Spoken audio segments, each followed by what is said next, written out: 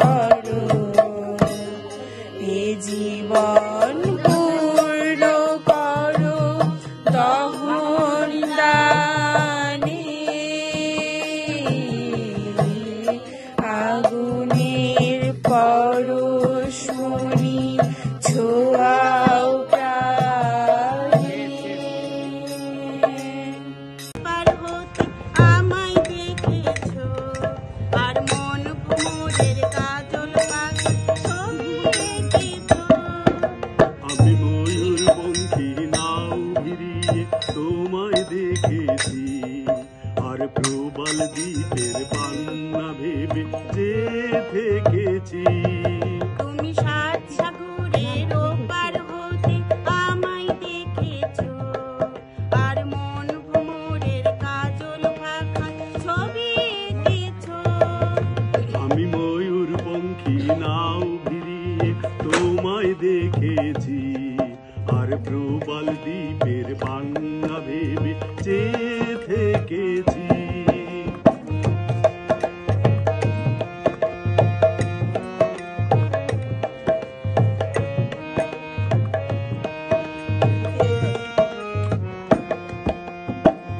আগুন ছড়া ফাগুন যখন এলো পলাশ বনে, তোমার কথাই ভেবেছিলাম আমি মনে মনে।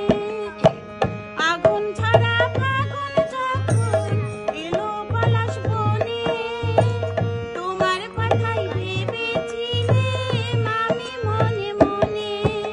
তোমার চোখে তাই তো খুশির পরাগ মেখেছি, ওগো তোমার চোখে তাই তো খুশির পরাগ মেখেছি।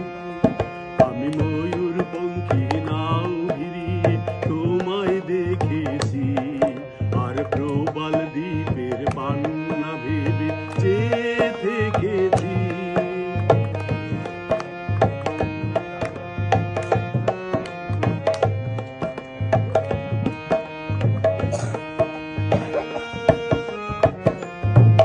শুক্লা চাঁদের পঞ্চমীতে সাগর যখন দোলে, তোমার আশায় বসেছিলেম বাতায়ন খুলে। শুক্লা চাঁদের পঞ্চমীতে সাগর যখন দোলে, তোমার আশায় বসেছিলেম বাতায়ন খুলে। দক্ষিণ হাওয়ায় তাই তো তোমায় চিঠি লিখেছি, আমি দক্ষিণ হাওয়ায় তাই তো তোমায় চিঠি লিখেছি। তুমি সাত সাগরের ওপার হতে আমায় দেখেছো, আর মন ভ্রমরের কাজল পাখায় ছবি এঁকেছো। আমি ময়ূরপঙ্খী নাও ভিড়িয়ে তোমায় দেখেছি, আর প্রবল দ্বীপের পান্না ভেবে যে থেকেছি।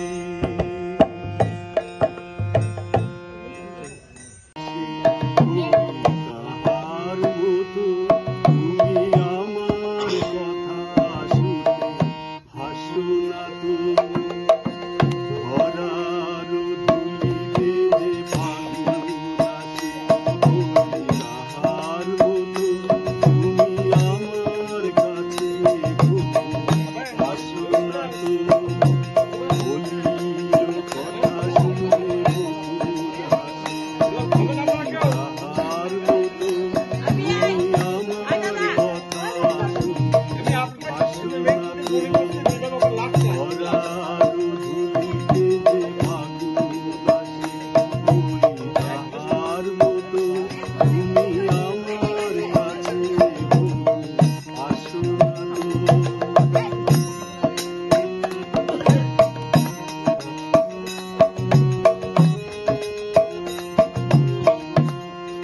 আকাশ পারি অনেক দূরে, যেমন করে যায় বলে।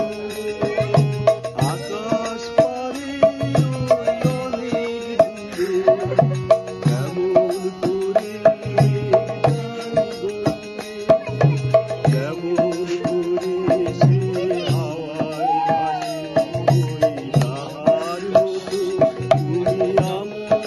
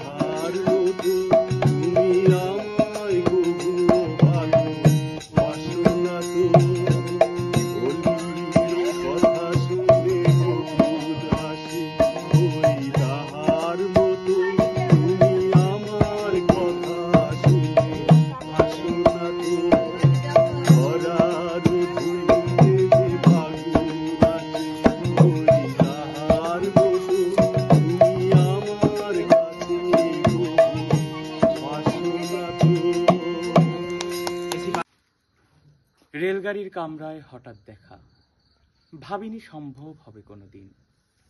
আগে ওকে বারবার দেখেছি লাল রঙের শাড়িতে, ডালিম ফুলের মতো রাঙা। আজ পরেছে কালো রেশমের কাপড়, আঁচল তুলেছে মাথায়, দোলন চাপার মতো চিকন গৌর মুখখানি ঘিরে।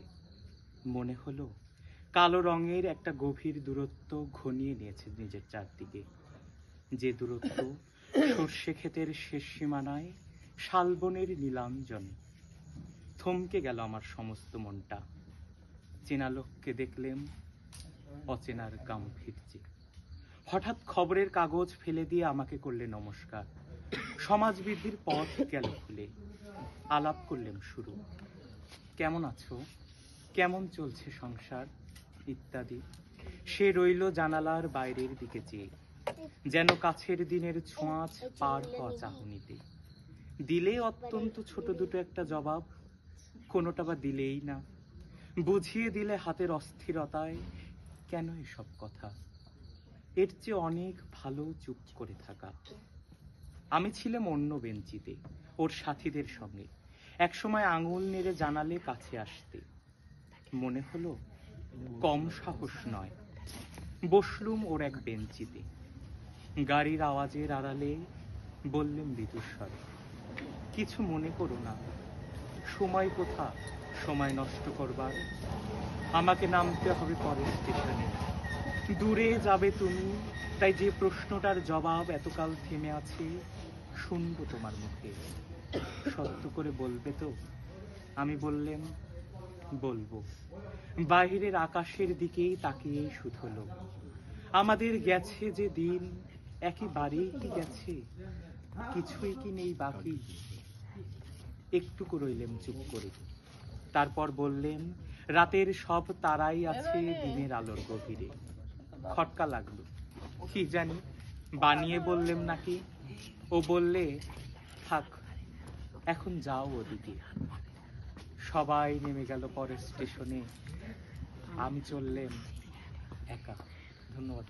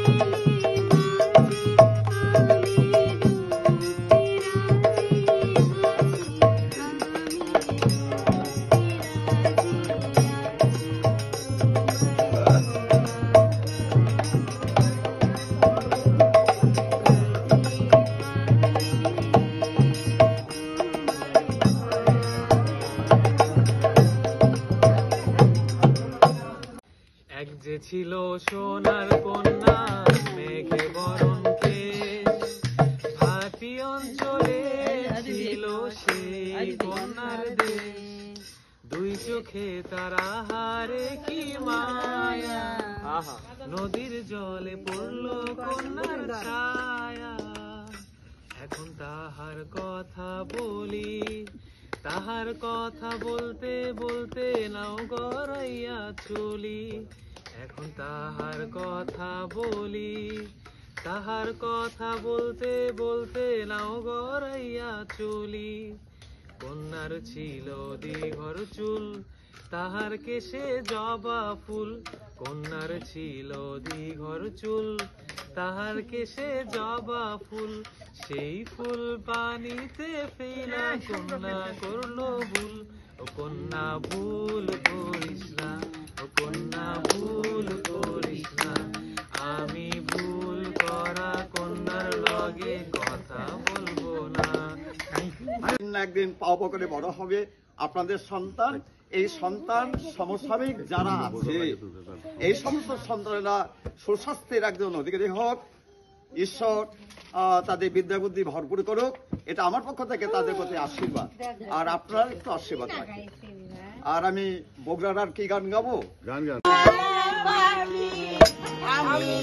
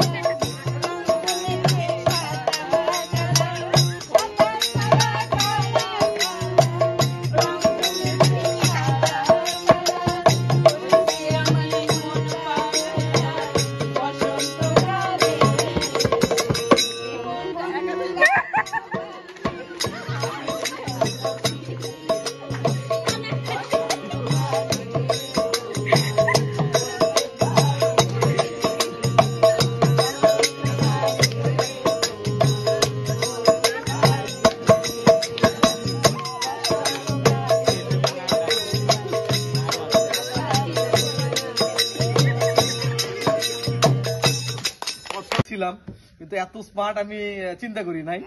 যাই হোক, এটা আমার সৌভাগ্য যে আমি আপনার নাতি হতে পারছি।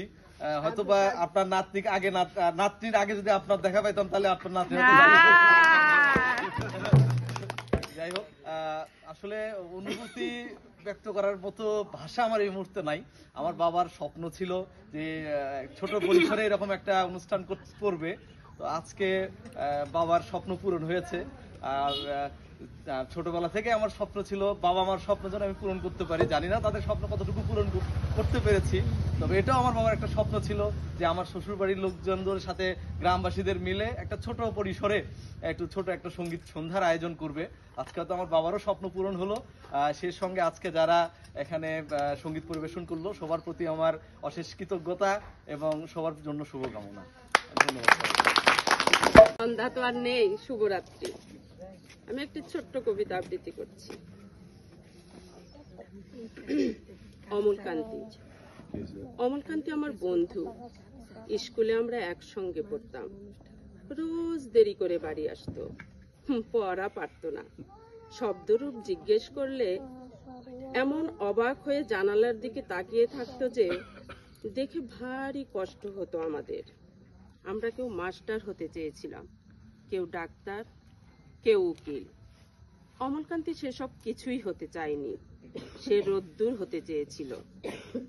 ক্ষান্ত বর্ষণ কাক ডাকা বিকেলে সেই লাজুক রোদ্দুর, জাম আর জামরুলের পাতায় যা নাকি অল্প একটু হাসির মতো লেগে থাকে।